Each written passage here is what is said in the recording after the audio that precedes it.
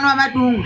Unotoona munhu ari mucomment section yamadungu achimutuka kuti hanzi mwana ye unochengeta kambu kwakaya kanotorowo madrugs kamufana keke munoziva kuti pane vanhu vanotobhilivha kuti inini neme hatitombonombogaramba kwedu kaketi aitombogara kujeri kwedu kamfana achifamba nadirector Alec yo kunyeba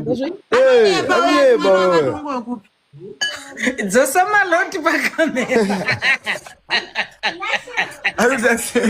People can just believe. Sha, vanhu vanongobhilivha chero zvavanzwa keti. Unoziva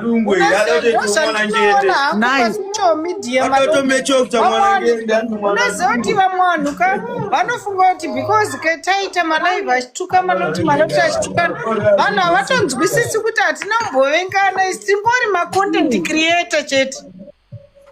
Handimukuona ndotoona vanhu vatova mucomment section yamadungu vakutomutuka yenda unochengeta mwana. Oh, hi KB, zviri seisi. Okay, ndine nyaya yangu yandinayo pano. So zvakaitika nezuro Windsor anga ane show. So zvaiva ane show. Anga ane show kunonzi Goranberg. So after that akaperforma ndobva apedza ndobva aenda Pretoria. So asati ndichiri kuugoku ini ndakatoenda kushow zvakanaka ndobva ndabhadhara mari yangu ndobva ndapinda mukati. So anga ane friend yake yaiva anayo andiitika sakaitsvaga musikana wokudani wokupa Windsor cause inini anga handauziva kuti ndizvo like ndasiri kuziva kuti nyaya yacho iri papi. So ndakabva ndangoti hande it's fine cause last time pavakambouya vakambonditi handisi. After that ndakabva ndabirwa foni yangu. After ndabirwa foni handinokwanisa kuzoita sei kuzoenda ndobva ndaregedza. So nezuro pavakadzoka vachiita show kuno kwandinogara vachipedza kuperforma. So ndakabva shamwari yake yaenda neni ndobva hameno munhu anga naye hadono shamwari oro chi ndobva ndapinda mumota. After that ndobva taenda Pretoria ndobva performa.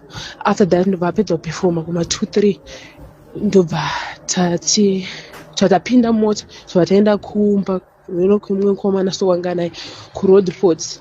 After that ndobva tasvika tobva tataita zvatikaita manheru paya ndobva ndarara chingoti angava makuseni cause ndakarara kunenge kuma6 ndobva taita zvatikaita ndobva azondimutsa like kuma 3 masikati ndandakatorara handotokwanisa kuenda basa. But after that izvozvo zvisati zvaitika ndakatotiza mukomana wangu wanga ndaenda naye like boyfriend yangu yanditori nemamanzi nandichida naye ndakabva ndamutiza ndobva ndaenda nana Windsor ndobva tasvika taita zvatikaita manheru. So achindisiya kuma 3 masikati. So inini ndaintoitawo semunhu wechiartist handitika anokwanisa kuita sei kundisirawo something obva andipa 150 rands kwanzi ndobva ndangotambira. So ndati ndakambotora mapicture naye kudhara saka ndobva ndati ndoda kutora mapicture or kavidhio zvakanzi vidhio hariiti ngatitore chipicture. ndakati ndiana nefoni inotora ndakati nini foni yangu ndaisa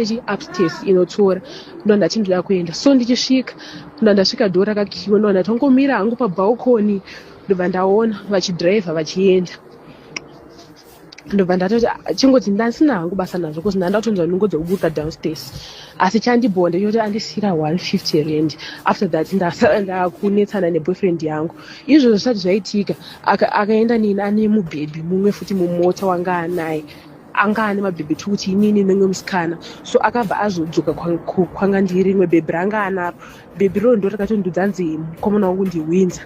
NdiWindsor zvakanzi takatotaura tiri mumota zvakanzi ndoyana Windsor wati. So tanetsana and stuff whatever. Ndakati okay sezvo inini handada na Windsor yakangoti tingoita sei tingokwirana like tirare tese chete just nje ndo zvakaitika. Asi chazondibhowa pakundisira ka 150 kamari kemvura ndo zvandibhowa.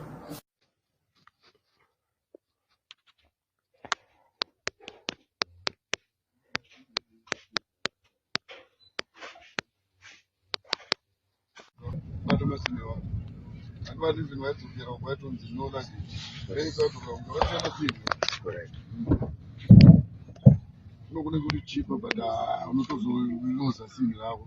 Vanhu vachida vakutumira zvokumhanya izvezvo. Ndingomira ndizvi. Unoluza masingi. Masina anenge achida kuenda nawe iwe